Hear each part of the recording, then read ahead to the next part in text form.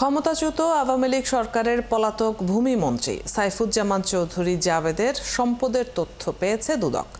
শনিবার গভীর রাতে চট্টগ্রামের কর্ণফুলী থানার কয়েকটি বাড়িতে অভিযান চালিয়ে জাবেদের সম্পদের 23 বস্তা নথি উদ্ধার করে। দুদকের উপপরিচালক মশিউর রহমান জানান, আগে থেকে পাওয়া তথ্য অনুযায়ী শনিবার গভীর রাতে কর্ণফুলী এলাকায় জাবেদের স্ত্রী রুখমিলা জামানের গাড়ি চালক ইলিয়াসের বাড়িতে অভিযান চালায় দুদকের একটি দল। এরপর তারা যায় তাদের প্রতিবেশী ওসমানের বাড়িতে। সেখান থেকে উদ্ধার হয় 23 বস্তা নথি। তবে এই নথির তথ্য এখনও যাচাই করে দেখা সম্ভব হয়নি। প্রাথমিকভাবে দেখা গেছে এগুলো কম্বোডিয়া, ভিয়েতনাম, থাইল্যান্ড, মালয়েশিয়া ও ভারতে সম্পদ কেনার তথ্য। এর হিসাব জাবেদের ট্যাক্স ফাইলে দেখানো নেই। এর আগে বুধবার রাতে চট্টগ্রাম নগরীর আগ্রাবাদ থেকে জাবেদের অর্থ পাচারের সহযোগী আব্দুল আজিজ ও তার দেশের সম্পদ দেখাশোনার দায়িত্বপ্রাপ্ত উৎপল পালকে গ্রেপ্তার করে দুদক। আমরা যাওয়ার আধা ঘন্টা আগে করা হয়েছে। তো পরবর্তীতে আমরা গতকালকে অভিযান চালাই অনেকগুলো তথ্য সংগ্রহ করছি। আবার আজকে রাত আমরা 3টার পরে অভিযান চালায় আমরা দেখি যে একটা ঘর তালা বন্ধ গত 3 দিন ধরে, সেই ঘরটা খোলা হচ্ছে না। পরে আমরা তালাটা স্থানীয় লোকদের সহায়তা ভেঙে ভিতরে গিয়ে 23 বস্তা আলামত পাই। সেই আলামতগুলো এখনো বদ্ধ অবস্থায় আছে। আমরা 2-1টা টেস্ট কেস খুঁজছিলাম। তো টেস্ট কেস খুলে দেখলাম যে বিদেশি সম্পদগুলো অর্জন করছে। এই সম্পদগুলোর মালিকানা, সম্পদগুলোর ভাড়া আদায়, সম্পদগুলোর যে বিভিন্ন ব্যয়ের তথ্য, এই তথ্যগুলো ওখানে রয়েছে।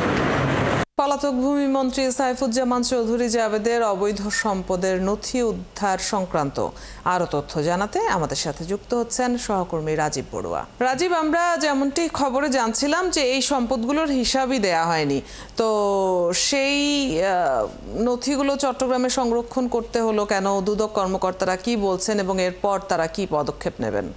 এটি মূলত আসলে 16 সেপ্টেম্বর ইউসিবি যে ব্যাংক, সেই ইউসিবি ব্যাংকের 25 কোটি টাকা পাচারের যে আসামি দুজন, উৎপল এবং আব্দুল আজিজ, তো তাদেরকে গ্রেফতার করে দুদক এবং তাদের তথ্যের ভিত্তিতে এই যে 23 বস্তা যে নথির যে বিষয়টি, সেটি আসলে তাদের তথ্যের ভিত্তিতে খবর পেয়ে ওখানে আজকে দুদক ভোর রাতে অভিযান চালায় এবং ওখানে সাইফুজ্জামানের গাড়ি স্ত্রী রুকমিলার যে গাড়ি চালক ইলিয়াস হোসেনের বাড়িতে প্রথমত অভিযানটি চালানো হয়, কিন্তু সেই সময় কিন্তু তার বাড়িতে কোনো নথিপত্র পায়নি। কিন্তু তার প্রতিবেশী যে ওসমান তালুকদারের বাড়িতে অভিযান চালিয়ে পরে এই 23 বস্তা নথি উদ্ধার করে এবং নথি উদ্ধার করে তারা সেটি পর্যালোচনা করছেন এবং তারা এখন এই দুদক এর আগে দুদকের যে মামলা এবং দুদক কমিশনের যে আবেদন ছিল যে সাবেক প্রধানমন্ত্রী জাবেদ এবং তার বিরুদ্ধে ইন্টারপোলে যে রেড নোটিশ জারির আবেদন করবে, সেটি চট্টগ্রাম মহানগরের দায়রা জজ আব্দুর রহমান আদালতে সেটি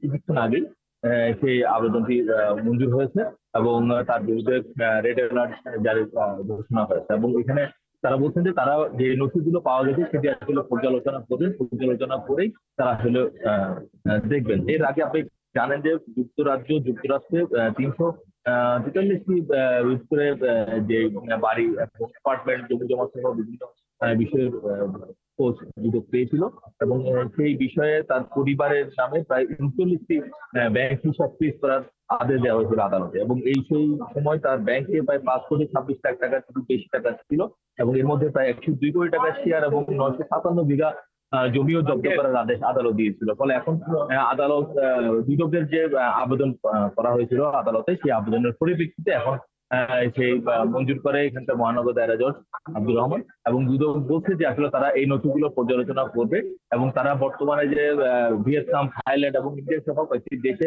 তার সম্পদের খোঁজ তারা পেয়েছে এবং কি ধরনের সম্পদ এবং এর বাইরে আরো কিছু আছে কিনা সেই বিষয়ে তারা আসলে পর্যালোচনা করে দেখবেন। হয়তো পর্যালোচনার পরে যদি জানা যায় যে অন্য কোনো জায়গায় তার অবৈধ কোনো সম্পদ বা অর্থ পাচারের কোনো ঘটনা আছে কিনা, তখন সেই অনুযায়ী তারা আসলে ব্যবস্থা নেবেন।